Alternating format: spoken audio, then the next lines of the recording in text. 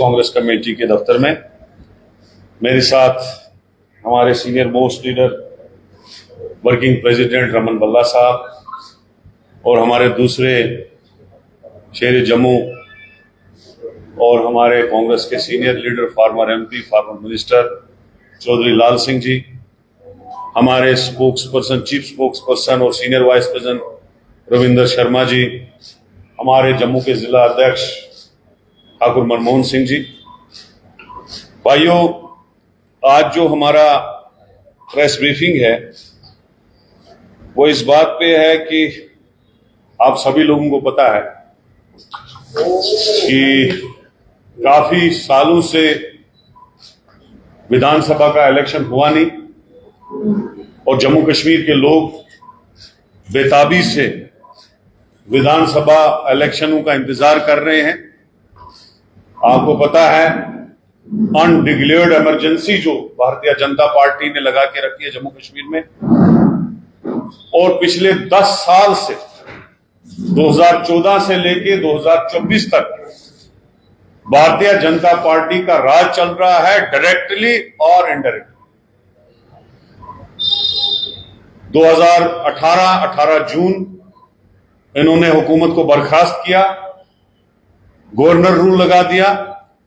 2019 5 अगस्त को इन्होंने रियासत के 2 हिस्से किए, रियासत को यूटी बनाया और उसके बाद लेफ्टिनेंट गवर्नर का रूल यहां चल रहा है। बहुत बर्बादी हुई इस टाइम में।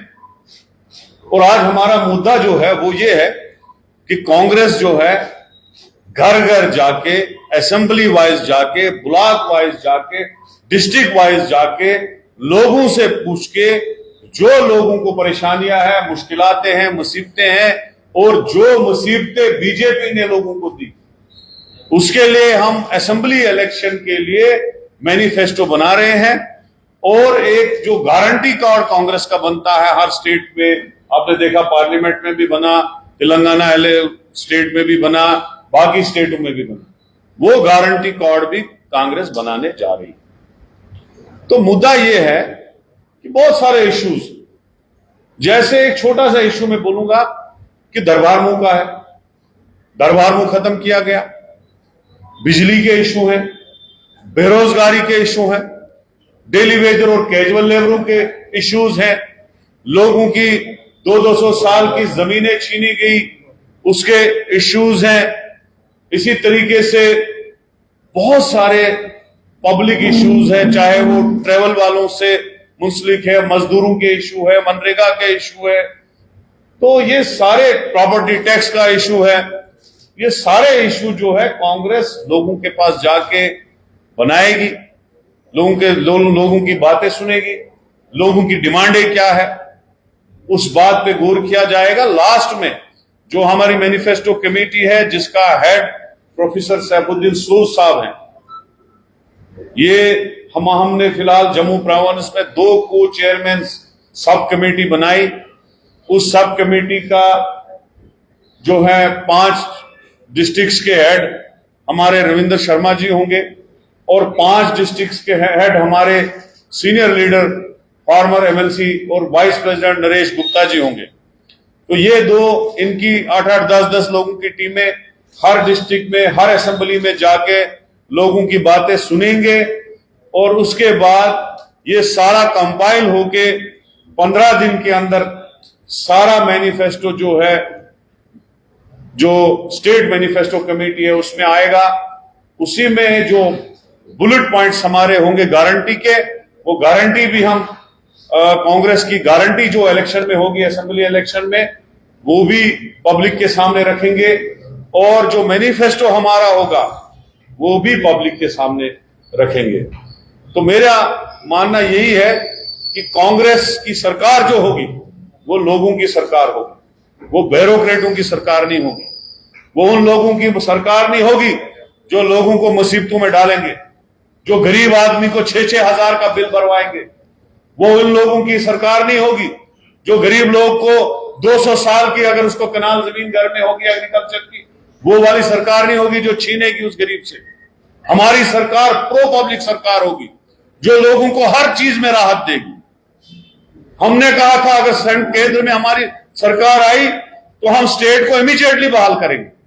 जिस बात का आपने देखा राहुल गांधी जी ने पार्लियामेंट के अंदर पहले ही अपनी स्पीच में कहा, बीजेपी को आड़े हाथ लेके कि आपने एक खूबसूरत रियासत, हिस्टोरिकल रियासत को यूटी बनाया और आपने वादा किया था कि हम वहां पे टेररिज्म खत्म करेंगे और वहां पे जल्दी रियासत वापस देंगे। अब आप देखो हमारे जो पावर्स एलजी को थे वो भी, जो रियासत को थे यूटी में, वो भी तक खत्म कर दिए।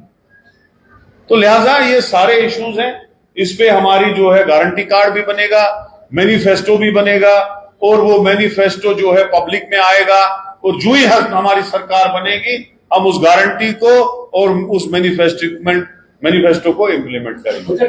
कोई क्वेश्चन होगा तो आप बता सकते हैं। इस पे आप देखिए ये जो प्रेस ब्रीफिंग है ये हमारे मैनिफेस्टो और गारंटी कार्ड को लेके, जो एक मिनट बजट का होगा वो हम अलग से ब्रीफिंग करेंगे, उसमें देखते टाइमिंग क्या रखेंगे।